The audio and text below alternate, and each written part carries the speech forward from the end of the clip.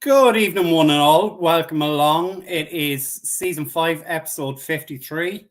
It's myself and it's the human subtitle. Jamie, how are things? Yeah, no, all right, bro. It's a long, drawn out off season as always, isn't it? But we're in draft mode now, so it feels like football is coming back to some extent. It absolutely does. It absolutely does. Mike has been called away tonight. He just has some emergency works he's had to get done. So Jamie is joining me, and in true UK Cowboys fashion, um, I'm the goose to Jamie's Maverick tonight. I think you're selling yourself short there, bro. I think it's like, yeah, I'm your Robin. We'll agree to disagree on that one, Jamie. But look, before we kind of get into things on the draft side of the house, look, obviously we need to address what's happened since last Friday. You know, we're into the second week of free agency, and we've seen plenty of moves happen with the Dallas Cowboys. Friday night, unfortunately, in a state of drunken stupidity, I saw a tweet coming through that Tyron Smith was going to the Jets and nearly broke my sides laughing. And then on Saturday morning, I saw it was true.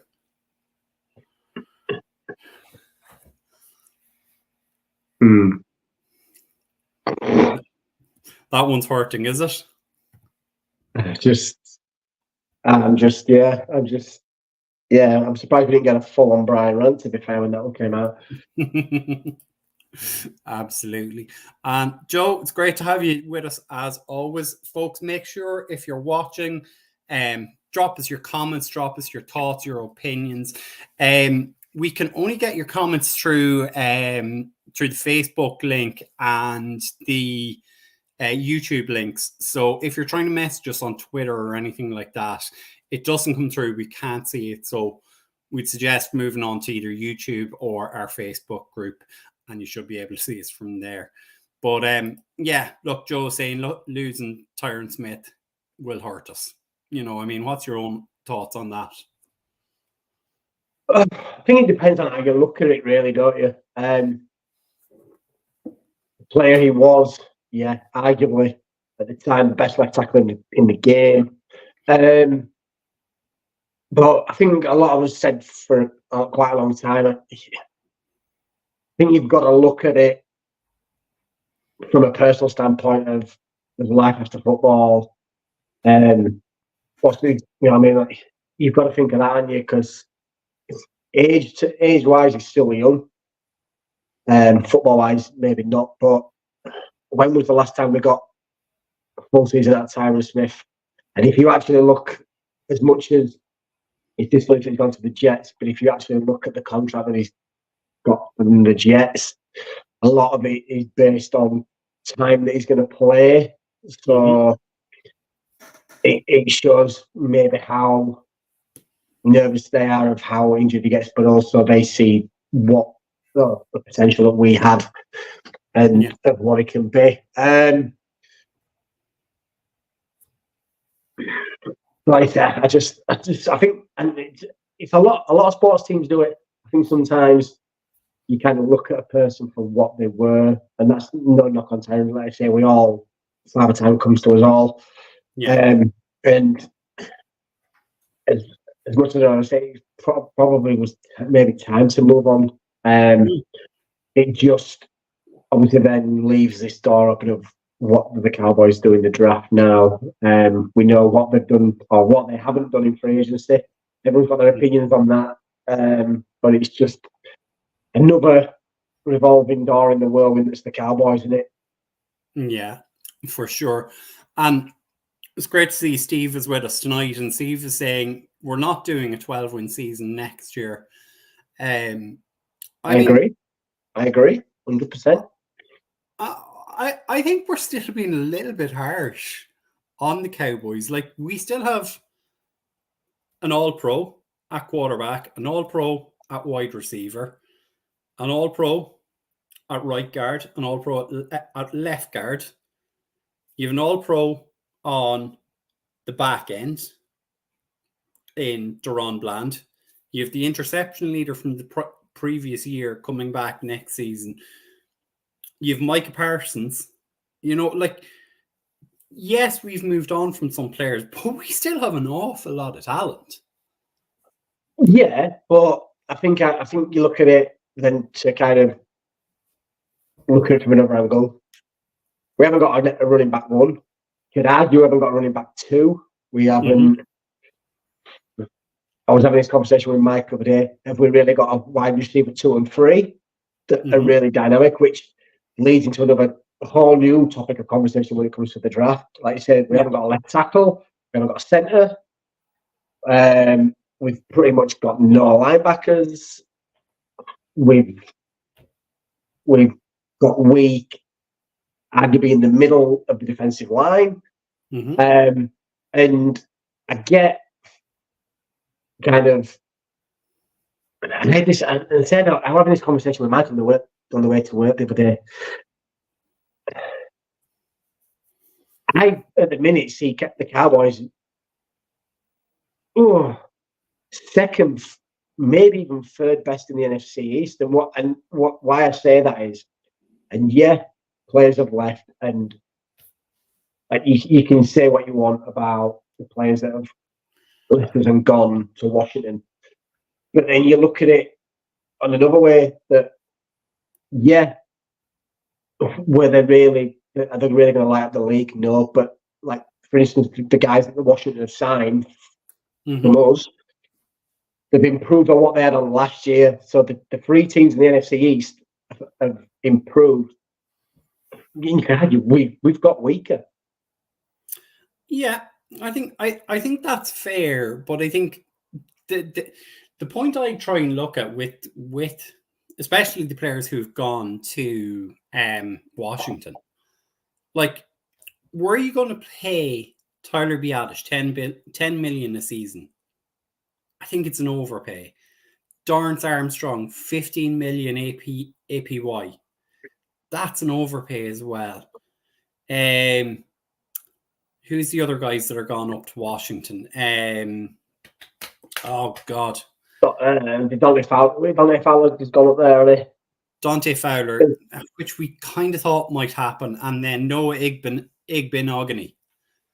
The guy was a healthy scratch for the second half of the season. So it's guys Dan Quinn wanted, and he's either overpaid for them or he's taken a chance on them.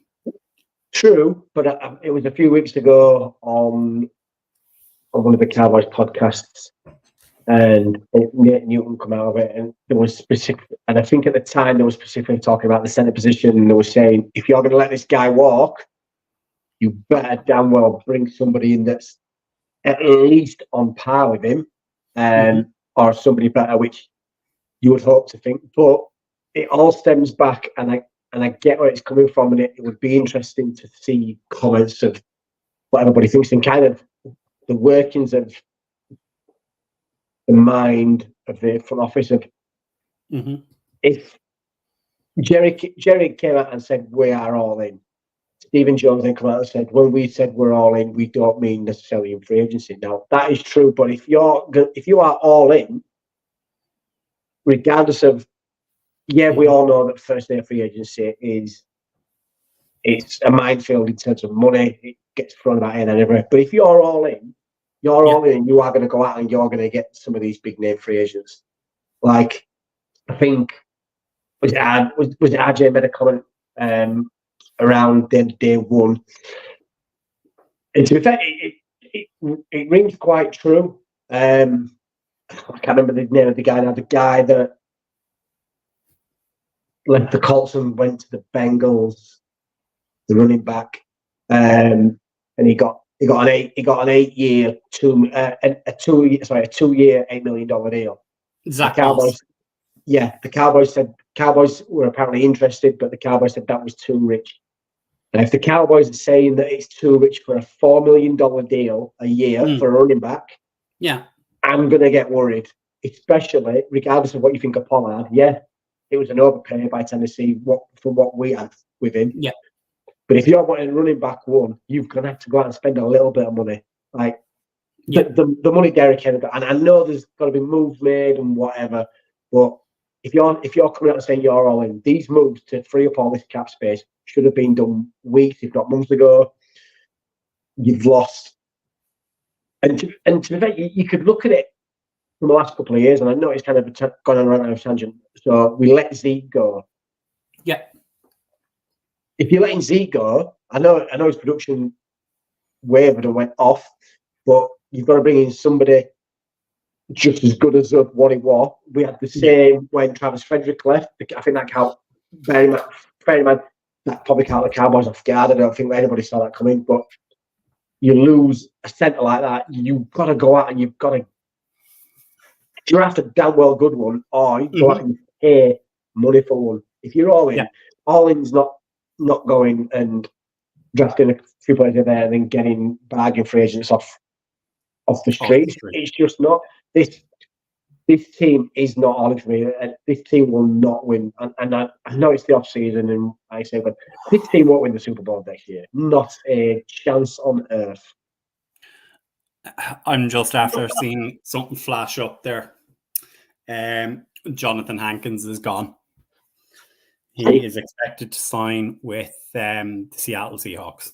See, another interior lineman. I suppose the only one, you say really one good thing about how free agency is planned out for the Cowboys is it completely throws open what they're going to do in the first 3 rounds of the draft. Everyone assumes that the Cowboys are going to take a tackle. It wouldn't surprise me one bit if they don't take an offensive tackle. I was having this conversation with Matt the other day. If Thomas Jr. from LSU was there at 24, it would not surprise me one bit if the Cowboys drafted a wide receiver at 24. Yeah. Just for the fact that this is no disrespect to anybody else, but yeah, you got CeeDee Lamb. But if you see what Thomas did at LSU, he can stretch the field for you. It gives Dak another. And they're clearly all in on Dak, regardless of our thoughts and personal thoughts and feelings of what we think of Dak. It gives him another target, but also there could well be a damn good centre there at 24. The best linebacker in the draft probably going to be there at 24.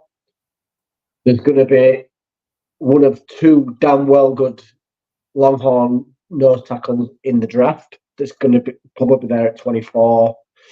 Not that we need one, but there could be a tight end there at 24 that's arguably the best tight end in this draft. So it just, and to be honest, and not say, like I say, I can't see the Cowboys, but there could also be 2 pretty good quarterbacks there at 24, and if the Cowboys are not in on Dak, they could potentially have a choice of 2, depending on how the top end of the draft goes. Yeah, I'm pretty sure that there is going to be an announcement soon on Dak's new contract. The freeing up of cap room that they did recently, was with Dak's knowledge. So I'd say that is going to be good. And as DJ Dog says here, with plenty of Longhorns in the house, our pro day is tomorrow. Yes. And you forgot to include there is probably going to be 2 Texas wide receivers available at 24.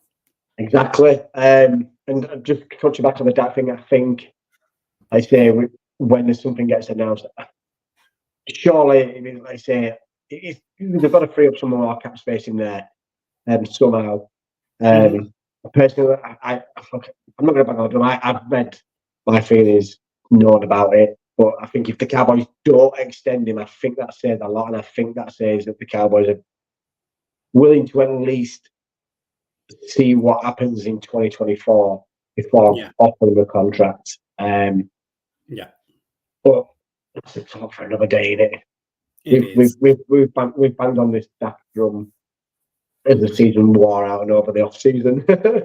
Let's look forward to the draft. Draft night for me is, as much as I love going out and getting drunk on the Super Bowl night with friends and family. Draft night is one of the nights I absolutely love. it's one of my favourite days on the NFL calendar. It's just there's just so much going to happen, and I say not just a person from the Cowboys, from any other team. Like how many times someone falls or someone gets picked higher than they expected. It's just good. There's much excitement in that as there is in the game for me. Yeah, I mean it's the first holiday I always book every year. Yeah.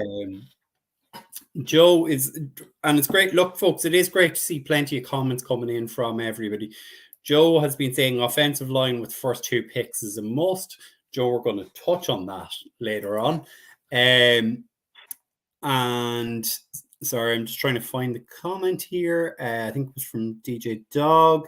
He says, at 24, we need a left tackle, but may have to pick player better suited for guard or center. Too many holes to fill to think best player available.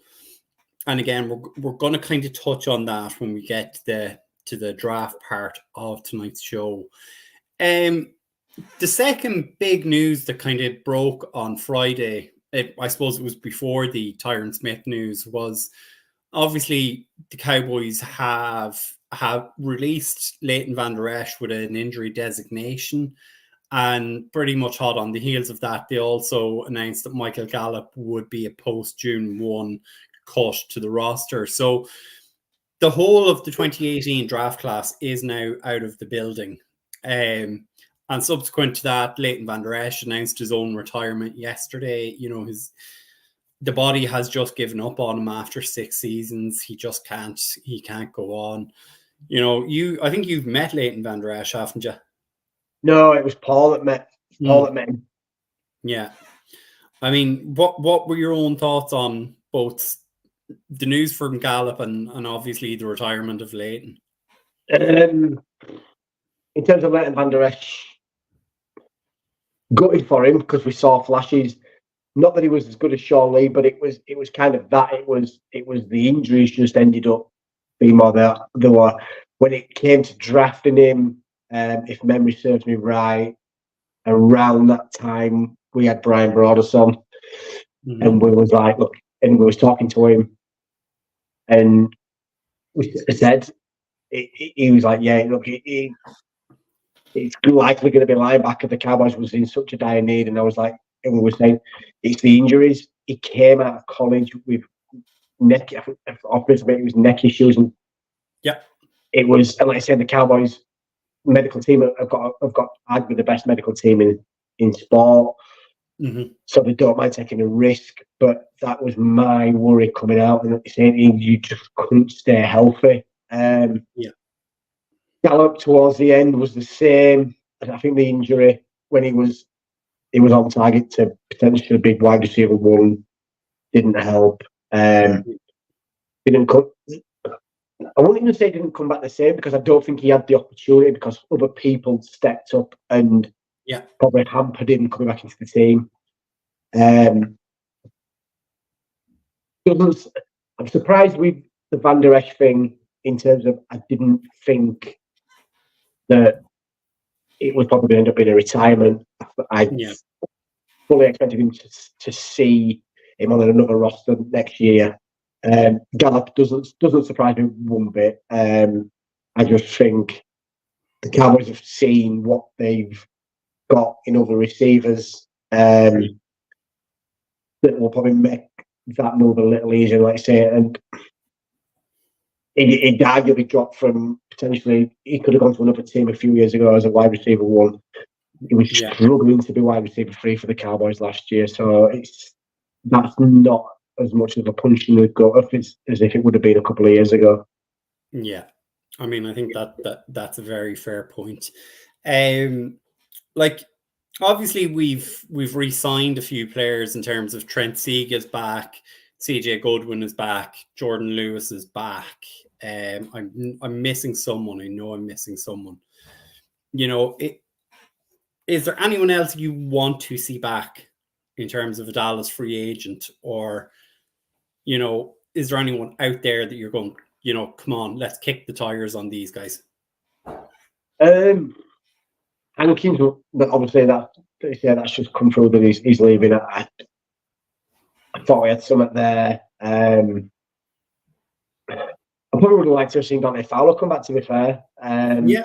He, like you say, not a starter who's going to blow you out of the league, but he was productive when he was on the field. Apart from that, to be fair, not really anybody, just for the fact that this team needs a real good shake-up. I don't think we're going to get. I don't think we'll ever see the Cowboys get a full rebuild. While the Cowboys are raking in the funds, they're never going to do a full rebuild. But both Joe and DJ Dog and it was the obvious one for me. They're both calling for Stephon Gilmore to be brought back. Yeah, true. Actually, yeah. Sorry, I completely forgot about Gilmore. So I agree on that. But again, it's kind of like the Gallup thing. As much as it's hard to see him go. You know, I mean, we saw another cornerback step up while Trayvon Diggs was out. So I think that makes it probably easier for the Cowboys to say we feel comfortable not re-signing Gilmore just for the fact that we've got our cornerback 1 and cornerback 2 in the building already. Yeah. But I mean, the thing for me would be is that you need 4 starting quality cornerbacks in this league. You know, right, you have Diggs, you have him long term. Bland has probably played himself out of getting a second contract because it's just going to be too expensive when it comes around. And then you're left with Jordan Lewis as your third guy. And we all love J-Lu. He's not splashy, he's not spectacular, but he'll get the job done most of the time. You know, but outside of that, right now you're looking at Israel Mukwamu, Nishawn Rice as your other backups. And I mean, if any of the first 3 guys go down, we're in trouble. That's what I mean, especially when you look at probably the Nation right one more than anything, with how high the Cowboys drafted him, and he's just not panned out. But this was supposed to be a happy show, Brian. We've just completely ruined it, and we're just like, we might as well just crack up and then whiskey out we and just run. Already on it. But to be fair, and look, this is a very valid point that Joe raises. We really don't know how healthy Diggs will be coming back from his injury. And look, we spoke about Michael Gallup a couple of minutes ago. I mean, Michael never returned as the same player. So it is something to bear in mind. And DJ Dog saying, look at big years for Mazzy, Schoonmaker, Richards, Overshown, TJ Bass. I'd throw Brock Hoffman into the mix there as well. You know, in terms of players that we're hoping we'll get something from in 2024. I know. Let's say when I had the conversation with Mike the other day, we was kind of briefly talking about it, and he was saying that he thinks Hoffman might well be the starting centre next year. Yeah. Is it that thing of you throwing hope on the unknown because he not played a massive amount? So it then again steps to the whole thing we're all a bit peeved about. Yeah, we're all in. If you're all in, you don't. It's better. I say, I'm not saying it's any easier or any harder, but we've seen how, what's the word, how unorthodox the centre player's been the last few years. Now that's got to be on point. That, like I said, that's got to be Frederick, that kind of thing of they trust each other, they know how each other think. It's got to be that. You if you're all in, you're not risking it on someone that's not played centre before, or not played a lot of centre, should I say? Yeah, I mean, we did that article last week, Jamie, and we discussed bringing in a centre. Connor Williams is still available in free agency if you wanted to maybe kick the tires on that. Whilst he was here, there was always talk maybe we'd switch him to centre. As soon as he went to Miami, he went to centre. So maybe something to keep an eye on. True. But we touched on it a few weeks ago. One of the things, can we just have a centre that plays centre, please? Not a guard that is converted to centre. We've had over the last few years, we've had too many Swiss Army knives. Now, in some aspect they sound great, but no, just give me a centre who can play centre, who has played centre. Give me a safety who plays centre. That's how he plays safety. Not he can play linebacker. There you go, Steve. Spot on. If he's there, I would hand the card in pretty quick because he looks quite a beast at centre. He's what we need.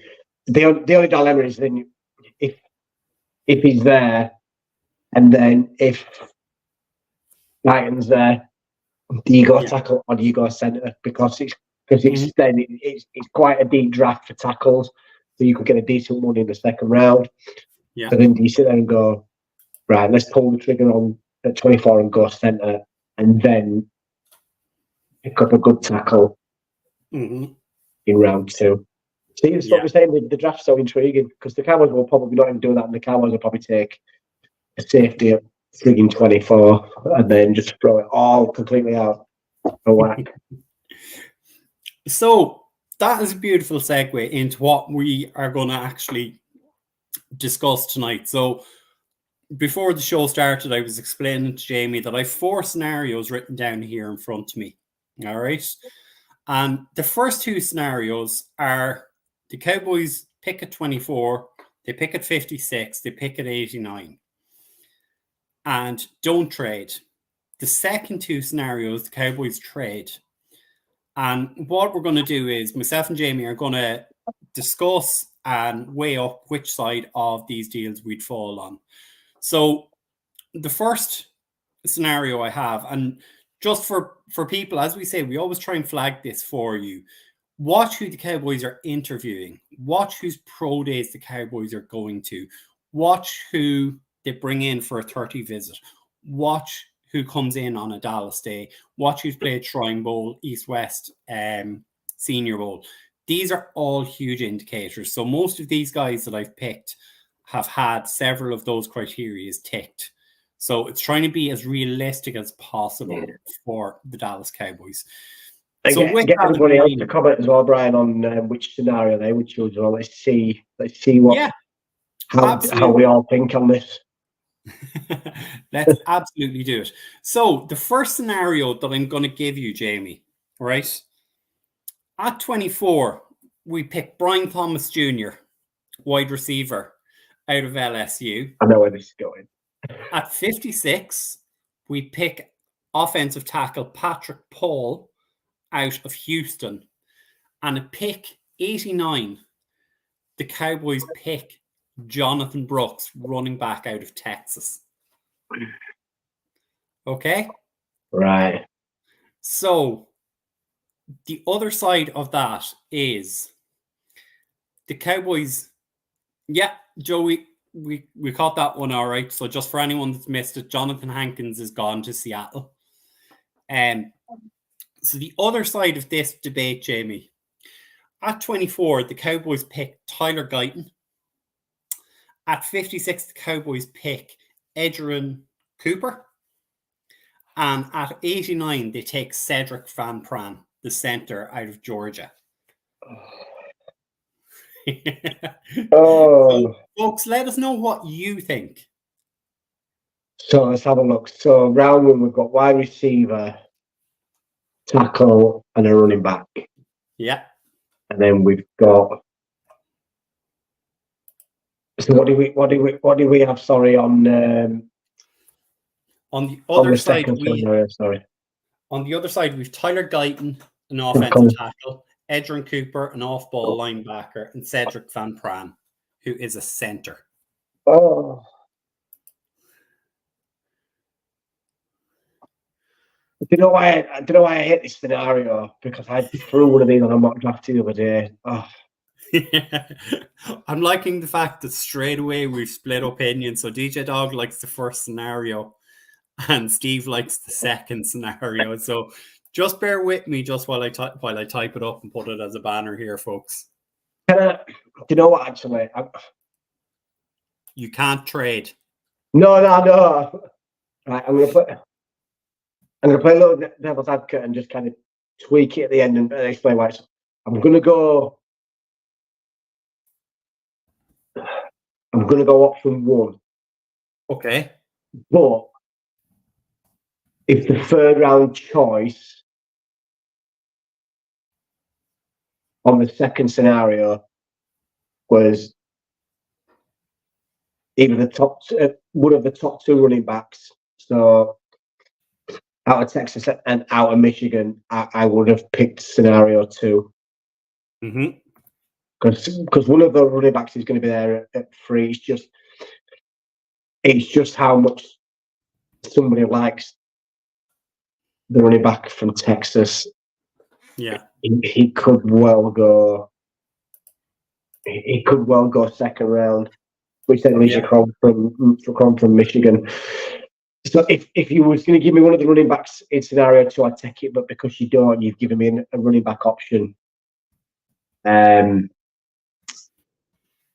In scenario 1, I'm gonna go 1. As much as option 2 is tempting to take, but I'd rather go running back in round 3 than centre. Okay, so in that scenario, right, you're getting a wide receiver, you're getting an offensive tackle, and you're getting a running back, which are we all agree are needs. In the second scenario, you're getting an offensive tackle, you're getting an off-ball linebacker, and you're getting a starting center. And that's, I'm trying to make this as difficult as possible, that, there's good debate. And as I say, DJ Dog has gone with 1, Steve has gone with 2, and that's what we want. See, when you look at it as well, because you're getting what in that first scenario, you're arguably either the 3rd or 4th best wide receiver in the draft. Yeah, you're getting probably the best linebacker in the draft, and maybe 2nd, 3rd best center at worst. The best running back in the draft. Yeah, and then on that second scenario, you're getting 2nd, maybe 3rd best tackle. You're getting top 2, 3 at worst at that position in the draft. So it's like that's why I just don't like you. Yeah. I mean, as I say, this is why I tried to make it as realistic as possible. Like, all of these guys were formal interviews at the combine.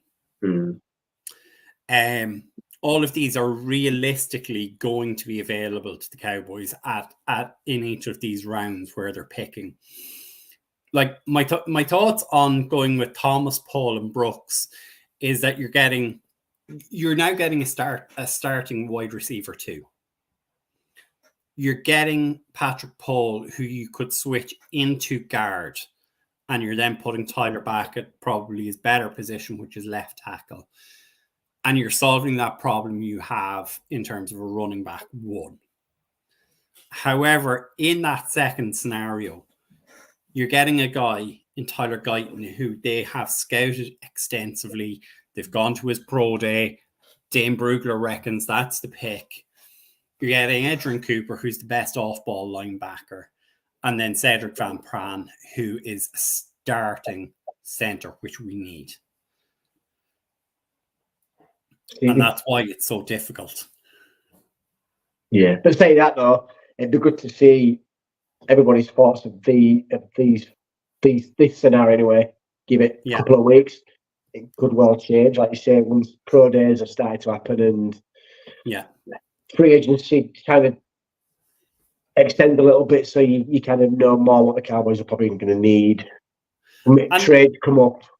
Yeah, and I mean we're going to get trades in a few minutes, but I mean the thing is, the Cowboys will cover themselves before the draft is done or before the draft gets here. And as you say, players will move up and down the board. So just because this is what we think right now, 2 years ago, none of us were talking about Tyler Smith and he shot up. None of us spoke about Mazzy Smith last year.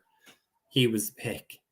CeeDee Lamb fell a couple of years ago. None of us expected that. So strange things are going to happen in time. So, and it's great to see, like DJ Dog saying, I really like Edgerrin Cooper. And Steve is agreeing with him. And then DJ Dog is also saying, he says, I think Patrick Paul is too tall to play guard, which is possible. But in that scenario, you could always leave him as your left tackle and keep Tyler Smith in at guard to protect your starting center with 2 all-pro caliber guards beside him. So you're nailing your colours to the mast, Jamie. You're going with the first option in that case, are you? Like you say, only because you've got the running back in there, and I just think, you're getting the best one on the top ranked one. Yeah, I was leaning more towards 2, but it's just I don't know. After the top 2 running backs, I don't know if you really get anybody else that could maybe contribute in year 1. Whereas you might at centre, you could maybe even lean to a bit later in the draft. I know you don't want to do, but it seemed deeper than running back. So But like I say, you could ask me in 2 weeks, and I could probably completely change your mind. Yeah, this is the full joys of it. And DJ Dog, I fully concur with your comment here on Jaden Wright. If he was the 3rd pick on our second option, I'd choose that. I didn't see Jaden Wright as being a formal or an informal interview, so that's why I didn't select him. I know there has been a good bit of talk about him. He's the offensive tackle out of Tennessee. But because like that, we're trying to think along the lines of what the Cowboys do and how they do things in the past few years. I didn't see him as being a viable option. But look, stranger things have happened. CeeDee Lamb ended up as a Dallas Cowboy. So, Jamie, scenario number 2 for you. You can have JC Latham, Keon Coleman, and Curtis Jacobs. Or you can have Adie Mitchell, Kamari Lassiter, and Audric Estime. 2. Give me 2 straight away. 2. That didn't take any time at all. And look, folks, make sure and get in your comment. And as I say, look, I can see there's an awful lot of people are following us on Twitter. We can't see comments coming through from Twitter, so we would suggest joining us on our YouTube channel, which is UK Cowboys Fans, or through our Facebook group, and you'll definitely be able to comment that way. So, Jamie, you were straight in there in terms of your choice. So, discuss. It's again, you added an explosive offensive weapon in it, and it's just too good to not take. I know there's other needs this team has, but like I say, at 24, if someone like that is there, you're almost chucking the card in before it's announced that the Cowboys are even on the clock. It's just too good to turn down, is that one? Very good. So you wouldn't go for Latham, who's probably the 2nd or 3rd best tackle in this class. It's tempting, in it, but just I just because it's so deep on the offensive line in this draft, whereas you can still get a good start at 3rd, 4th. So it's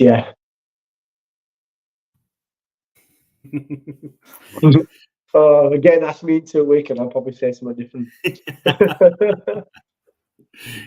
So again, just kind of to just tease it out a little bit. Like, I mean, again, we're giving you, say, JC Latham again, a starting offensive tackle, which allows you to keep Tyler Smith at guard, where we probably really want to keep Tyler Smith. You're getting Keon Coleman, who has close links to the Dallas Cowboys. He's the first cousin of CeeDee Lamb. And you're also getting Curtis Jacobs, who's a linebacker out of Penn State, and many people refer to him as the mini Micah Parsons. You know, so that's kind of why I went along that line. And then obviously, look, I gave you A.D. Mitchell, who's a wide receiver. I gave you Kamari Lassiter, who's a cornerback, and Audric Estime, who could come in and be a starting caliber running back. So again, it's just trying to get ourselves into that mindset, right? What would the Cowboys do in this scenario?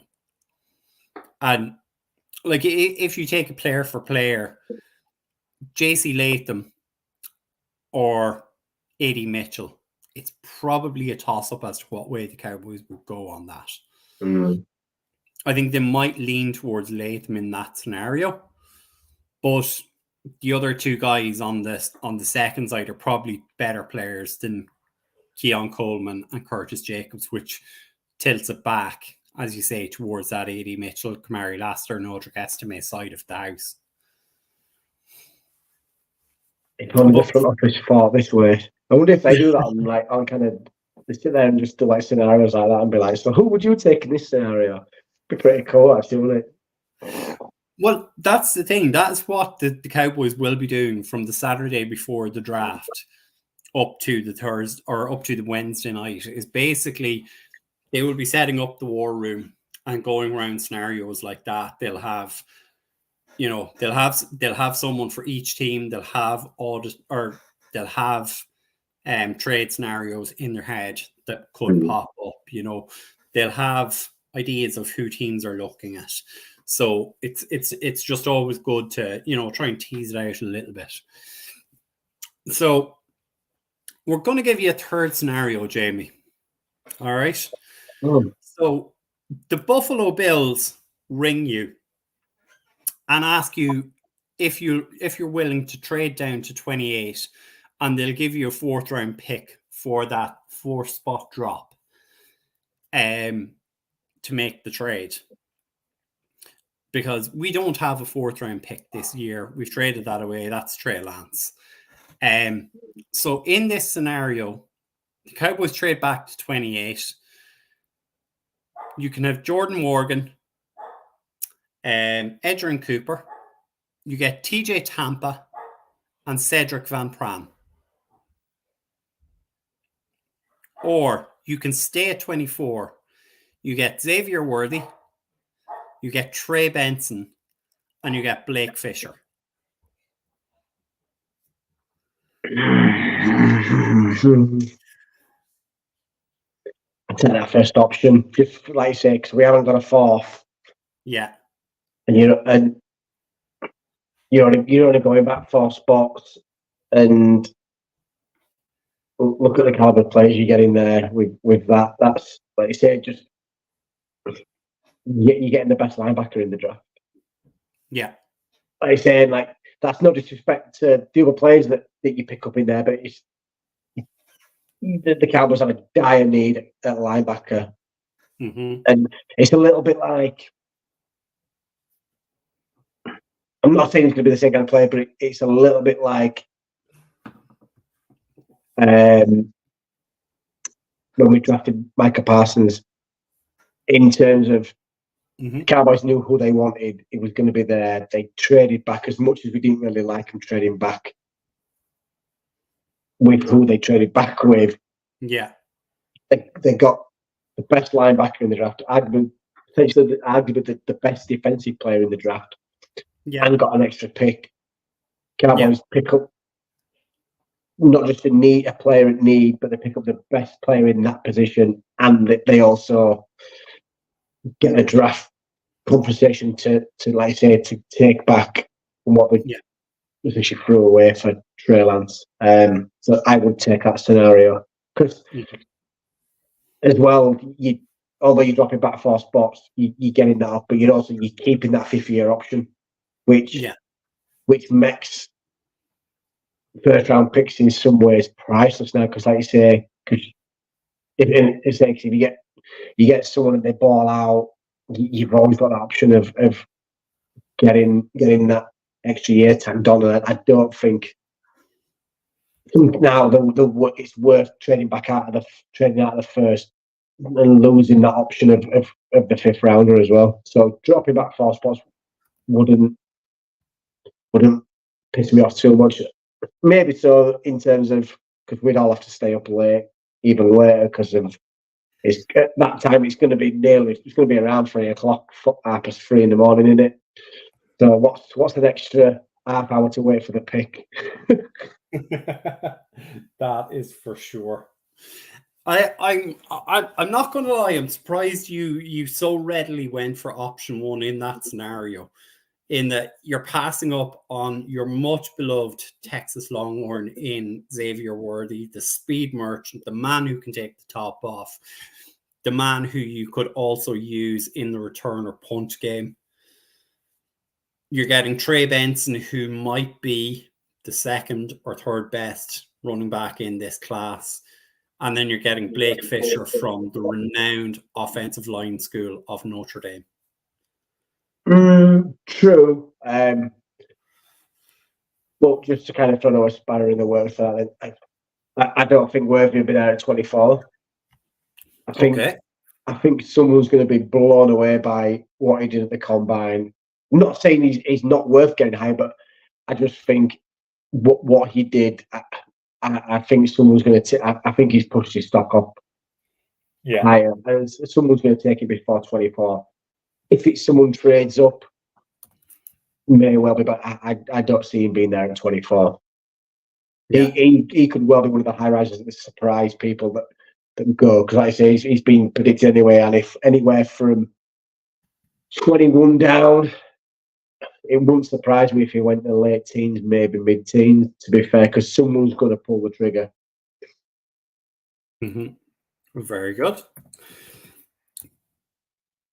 So, folks, again, look, give us your thoughts. Who do you think who would you take in this scenario? Who do you think the Cowboys might take in this scenario?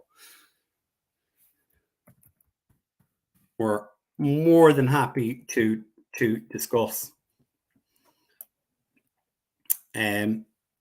So, Jamie, I went with one last trade, and I know this is absolutely going to kill you.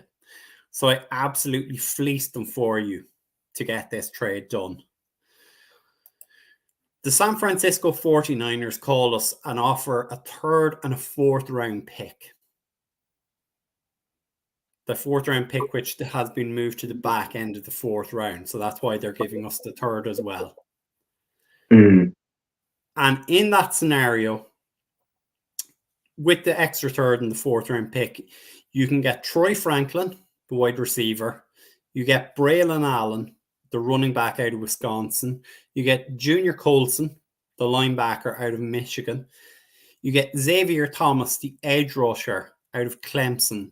And you get Cedric Van Pran, your center out of Georgia. So that's what you can pick up. Mm. Or somehow Talisa Fuaga has fallen to 31. You get him, you get Edrin Cooper, and you get Zach Fraser, the center out of West Virginia. What position is Fuaga? Fuaga is an offensive tackle. Yeah, sorry, my head went completely. I don't know why I had him at guard. I don't know why.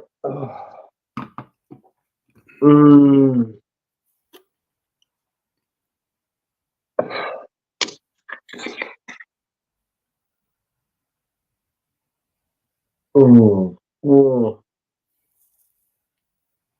going to go option 2. So you're getting Talisa Fuaga, who's potentially the 2nd or 3rd best offensive tackle in the class. You're getting the best off-ball linebacker, and you're getting the 2nd or 3rd best center in this draft in Zach Fraser. So I mean, so you've it pains me even more because we all know who Cooper plays for. We don't like that school. It's just such a pain in the backside. But like you said, it's you are not saying it was having you instantly adding 3 starters from there. Like you said, Yeah. they're almost the best players in those positions. So you also automatically with just 2 of them, you pretty much rebuild your offensive line. Like I say, there would be no need to move Tyler Smith outside. Like I say, keep him at what is probably his best position for me anyway. Is at guard. I think it is. I think you slapping the guy there in between. Easily the best right guard in the game, like I say, and then someone who's going to push his way to be the best left guard in the game, and then you've got someone to then pair up with. Fingers crossed, he's back fit and healthy. So you're essentially then playing. You could say because he obviously missed last year, but you're essentially playing 2 rookie linebackers that ball out in college, and you hopefully find you 2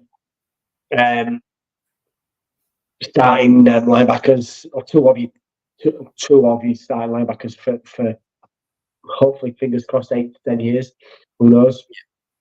Yeah. But I'm taking that as much as, like I say, it's tempting to gain that extra pick. Yeah. And then get that 4th back that we gave up. Yeah. Now, if scenario 1 could be interesting if you looked at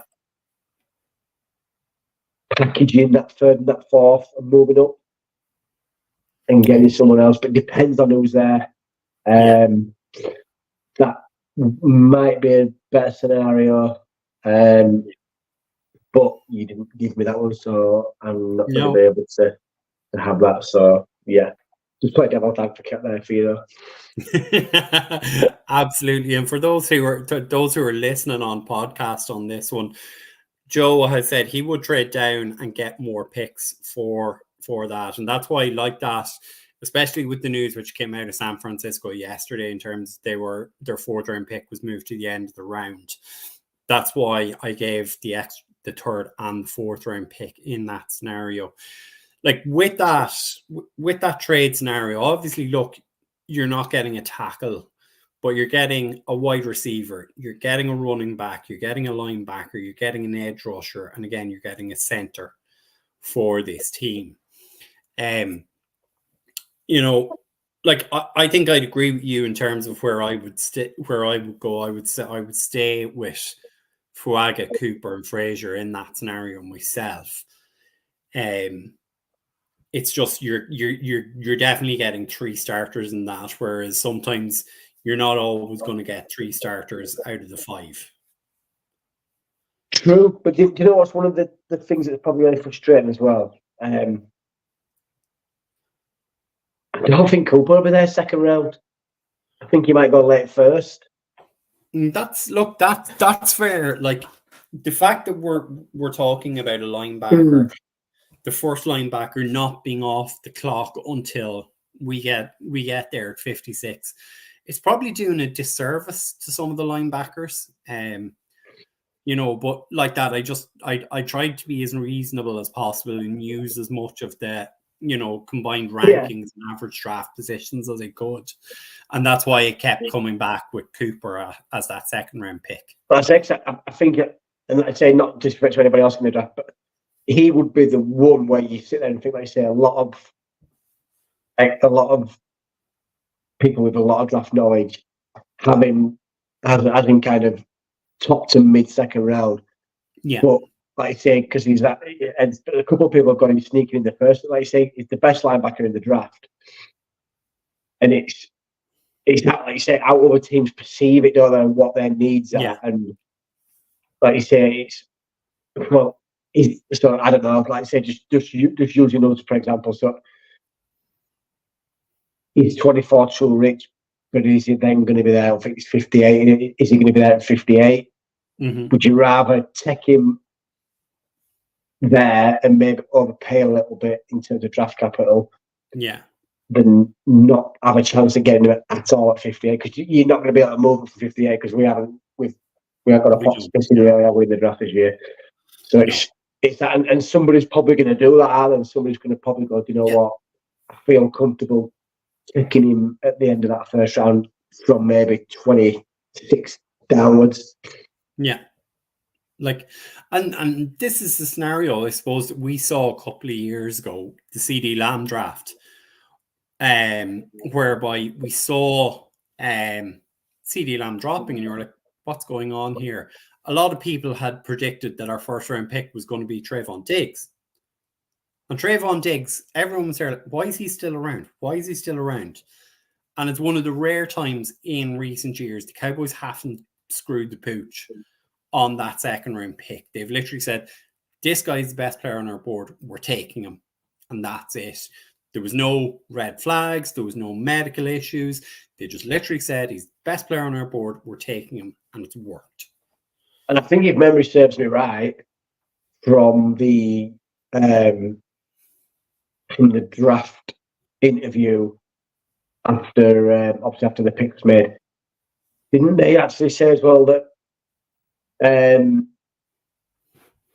that CD was in their fifth, was in the top 5 rated players on their board at the whole draft?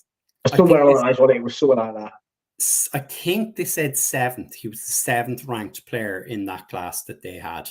And it takes a no-brainer. And if the 7th best player on your board is there at would it 24? Would it 24? No, it was 17, I think. 17, sorry. Yeah, 17. Yeah. If he's there 10 picks later, it's a no-brainer. You're punching that card straight away, are you? Yeah. You're having a conversation, but there's nobody else. You'd have to be really hard talked out when taking, say, the 15th, 16th best player on your board when someone inside your top 10 store. Yeah. No, absolutely you would. Joe has come in and he said, look, our needs are tackle, defensive tackle, and linebacker.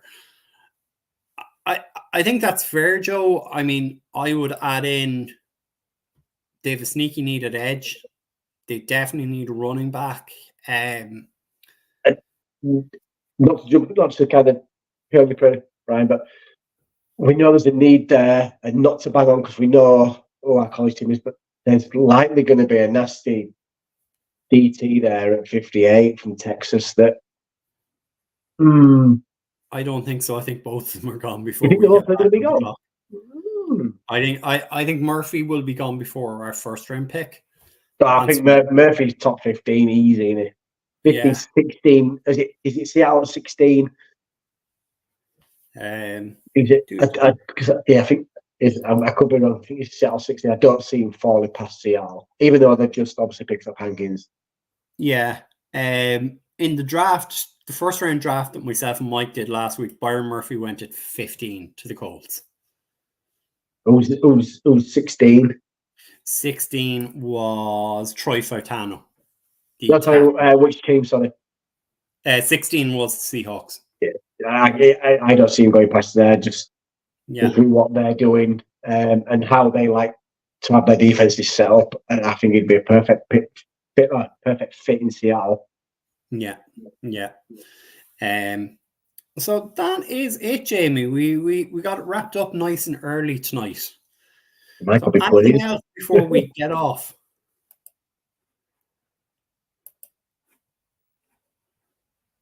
Sorry, what would I? I said anything else before we get off? No, God no. Let's just hope that the Cowboys do something as free agency builds up. Let's hope draft night draft weekend isn't a complete washout, and we, no disrespect to the group of last year, but we don't have back-to-back drafts where it's like, my gosh, we absolutely screwed the pooch. Because to be fair, we actually did last year. Yeah. Hopefully we don't do that again. Yeah. like you're hoping that 2024 you're going to see all of those guys improve at least 20%, if not more. Yeah. And you get a really strong draft class this year as well. Like in the time Will Clay has been in the building, the Cowboys haven't had 2 bad drafts back to back. Which is something to know. But look, folks, be sure to follow us on our Twitter, on our Instagram, on our Facebook group, and our YouTube channel as well. As we say, we can see that there's plenty of people tuned in through the Twitter account, but we can't get comments in from you guys. So we do ask that you give us a follow or subscribe to us on YouTube just to get through and interact with us. Like we love when people interact. The likes of Steve, the likes of Joe, DJ Dog are always involved. They're always commenting. They're always putting in their ideas, and that's what we want, because otherwise this is just a conversation between myself and Jamie. And we love each other, we really do, but sometimes we get tired of each other. Yeah, that's putting it politely. Yeah, you're still black out with me after Sunday.